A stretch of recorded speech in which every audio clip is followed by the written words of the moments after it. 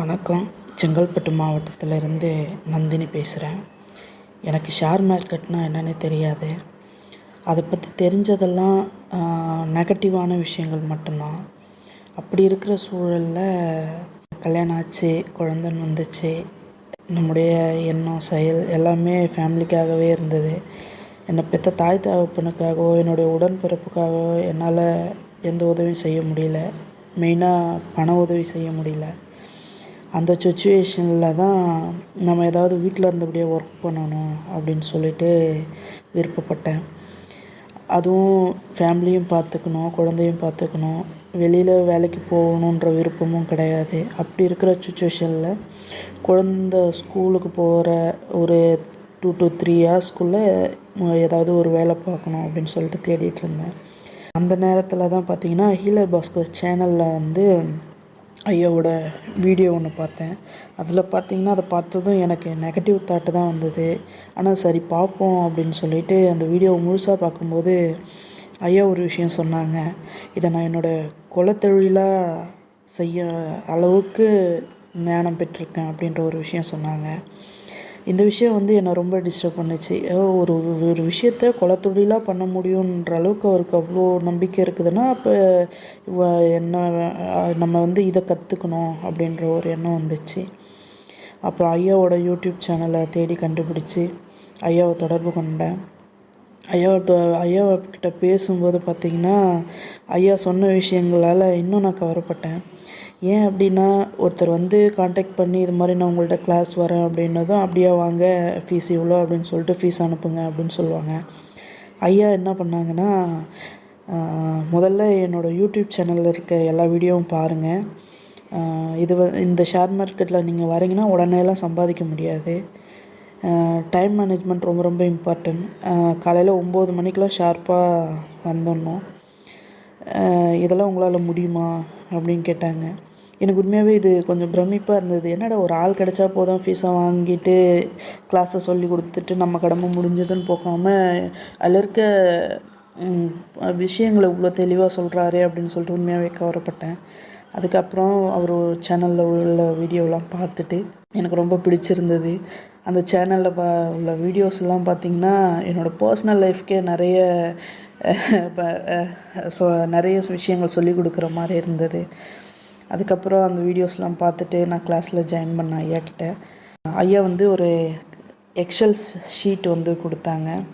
அது வந்து உண்மையாகவே ஒரு உன்னதமான படைப்பு. அந்த எக்ஸல் ஷீட் வந்து அது பார்த்திங்கன்னா எப்படி அந்த பங்குச்சந்தையோட ஞானம் வந்து அந்த ஷீட்டில் பார்க்கலாம். ஐயாவுக்கு எவ்வளோ ஞானம் இருக்கும் அப்படிங்கிறத கிளாஸில் ஜாயின் பண்ணிவிட்டு பார்த்தேன். இந்த எக்ஸல் ஷீட்டில் பார்க்குறது அவர் டெய்லி காலையில் கால் பண்ணுவாங்க. அவ்வளோ ஷார்ப்பாக கால் பண்ணுவாங்க. அந்த ஒழுக்கம் என்னால் ரொம்ப மெச்சுக்கொள்கிறேன் அந்த ஒழுக்கத்தை நான். அவ்வளோ ஷார்ப்பாக ஒரு ஞாபகம் மறதி இருக்காது. கரெக்டாக கால் பண்ணுவாங்க. ஒரு விஷயம் சொன்னோம்னா அதை ஞாபகமாக வச்சு மறுபடியும் அதை கேட்பாங்க. இது மாதிரி நிறைய விஷயங்கள். இதோட இன்னொரு விஷயம் சொல்லணும் அப்படின்னா, ஐயா டெய்லி காலையில் கால் பண்ணும்போது கடையை போட்டிங்களா அப்படின்னு கேட்பாங்க. ட்ரேடிங் முடிச்சுட்டு நான் கல்லா கட்டிட்டிங்களா, நான் கடையை மூட போகிறேன் அப்படிம்பாங்க. இது ரொம்ப யதார்த்தமாக பார்ப்போம்.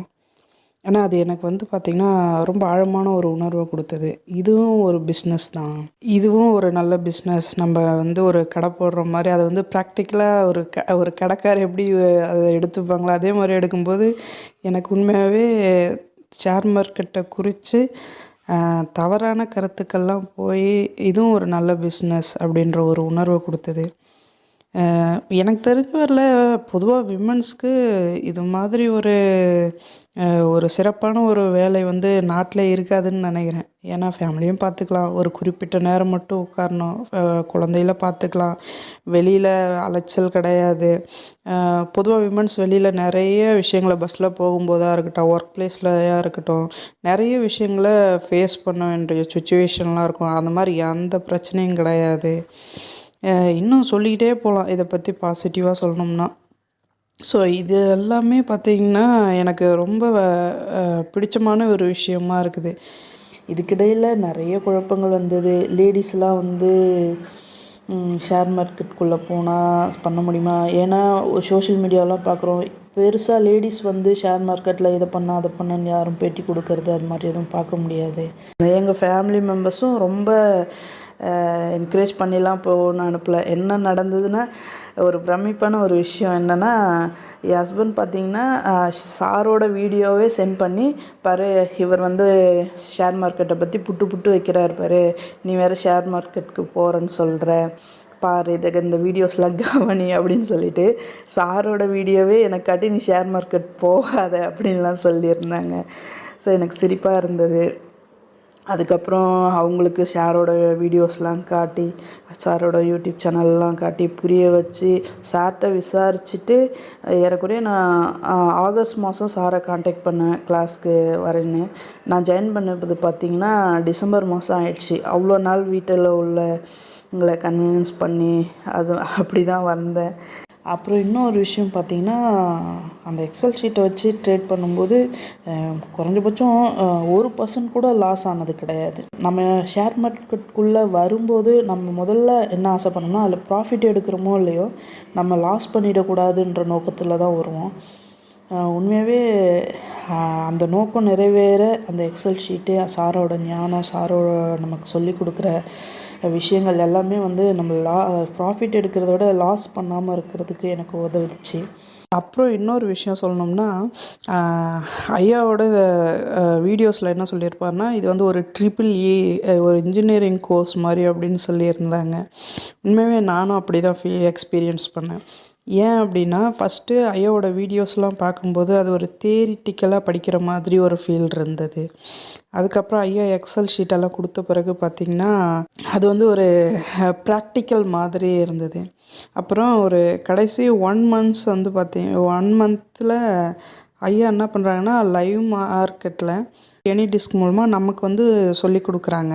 இது மாதிரி ரொம்ப ப்ராக்டிக்கலாக எனிடிஸ்க் மூலமாக வந்து நமக்கு சொல்லி தரும்போது, அது உண்மையாகவே எனக்கு ஒரு இன்ஜினியரிங் கோர்ஸ்லாம் முடிச்சுட்டு ஒரு இன்டர்ன்ஷிப் பண்ணும்போது இருக்கும் இல்லைங்களா, அதே மாதிரி தான் எனக்கு ஃபீல் ஆச்சு. ஸோ இது வந்து மிக சிறப்பான ஒரு விஷயம்னு நினைக்கிறேன். ரொம்ப அற்புதமான ஒரு விஷயமா பார்க்குறேன். இது மாதிரி எல்லோரும் சொல்லி கொடுப்பாங்களா இல்லையான்றதெல்லாம் எனக்கு தெரியல. ஏன்னா இதை பற்றி எனக்கு வேறு எக்ஸ்பீரியன்ஸ் எங்கேயும் நான் பார்த்தது கிடையாது. எனக்கு எந்த எக்ஸ்பீரியன்ஸும் இல்லை. நான் ஷேர் மார்க்கெட்டு குறித்து மொதல் ஐயாவோட வீடியோஸ் பார்த்தேன். ஐயா கிட்ட மட்டும்தான் படிச்சிருக்கேன். எனக்கு தெரிஞ்சு சொல்லித்தர வாய்ப்பு இருக்காதுன்னு தான் நினைக்கிறேன். நான் 3 மாதம் இப்போ கம்ப்ளீட் பண்ணிட்டேன். ரொம்ப மனமகிழ்ச்சியாக இருக்குது. ஒரு செல்ஃப் கான்ஃபிடென்ட் இருக்குது. நல்ல ஒரு பர்சனை சூஸ் பண்ணி நம்ம இதெல்லாம் கற்றுக்கிட்டோம். ரொம்ப திருப்தியான ஒரு விஷயமா நினைக்கிறேன் ஐயா கிட்ட இந்த கோர்ஸை கம்ப்ளீட் பண்ணது. ஐயா உங்களுக்கு ரொம்ப ரொம்ப நன்றிங்க ஐயா. Thank you sir.